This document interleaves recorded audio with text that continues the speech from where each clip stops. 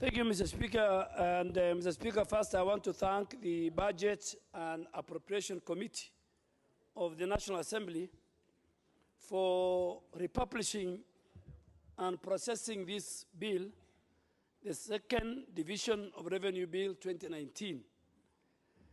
And Mr. Speaker, all of us in this House are cognizant of the importance of making sure that county governments receive their resources, that both houses deal with this matter, that we pass the Division of Revenue Bill, we pass the County Revenue Allocation Bill so that the county governments can prepare their annual budgets and appropriation bills in line with Article 224 of the Constitution.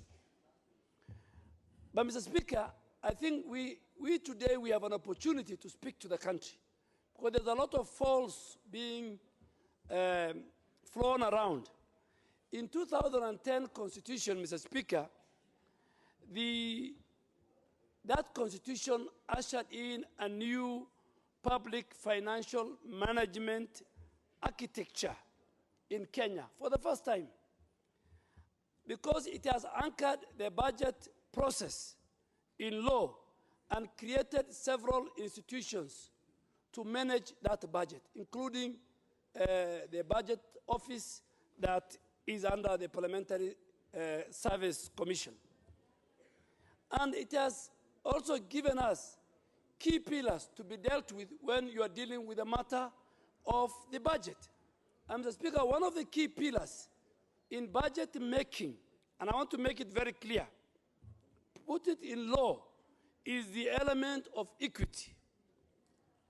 That equity does not mean you divide equally what is available, but the principal factor is equity. It means you divide taking into consideration what you need and what you have.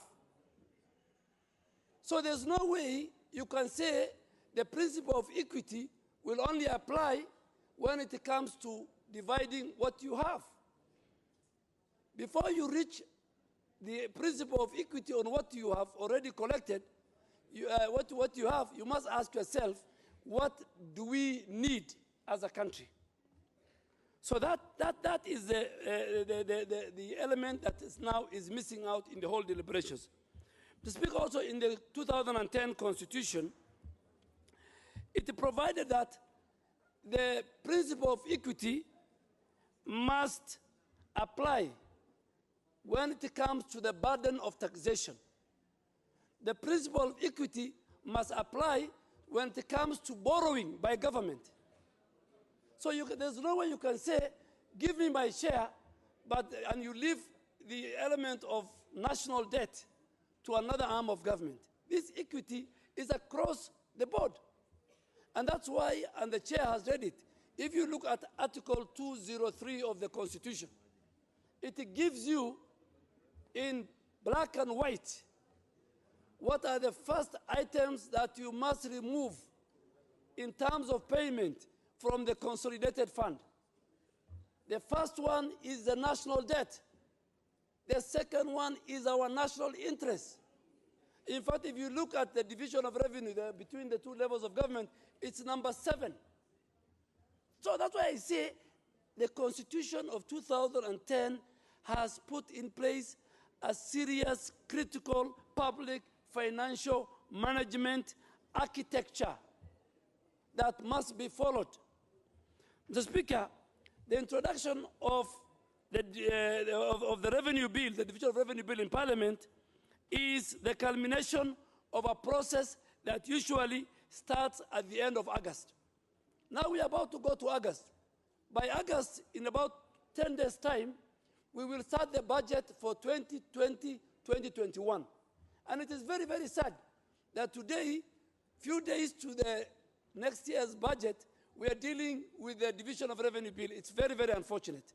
It has never happened, but I'm sure our colleagues, the Council of Governors, the Senators, the National Assembly, must look into that. Mr. Speaker, in October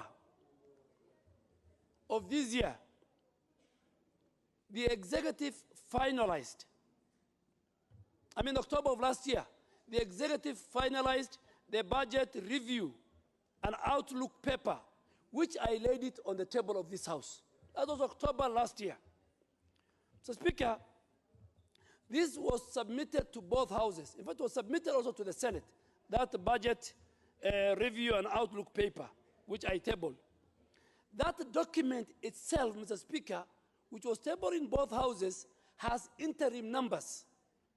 So the numbers is not something you go to the market and remove it. That document that was tabled from the National Treasury in October last year had interim numbers to work on. Because, Mr. Speaker, we must tell the country how the budget-making process architecture